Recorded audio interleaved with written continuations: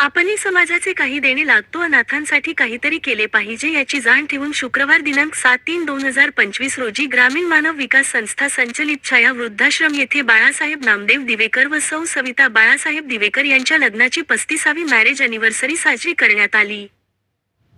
यावेळी त्यांचा मुलगा निलेश बाळासाहेब दिवेकर, सून मयुरी निलेश दिवेकर, मुलगी वैष्णवी उमेश भोसले आणि त्यांच्या दोन नाती आराध्या रणजित जाधव व उर्वी उमेश भोसलेही उपस्थित होते।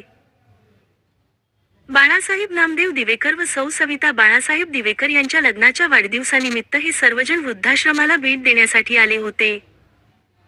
दिवेकर कुटुंबियांनी वृद्धाश्रमातील वृद्धांना घरून चपाती, पनीरची भाजी, लाडू, व्हेज राईस असे जिन्नस बनवून आणले होते।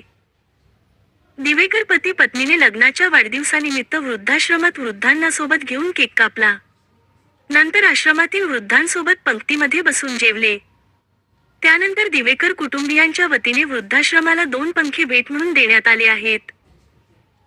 या मॅरेज अॅनिव्हर्सरीच्या सोहळ्यामुळे वृद्धाश्रमातील वृद्धांनाही खूप आनंद झाला।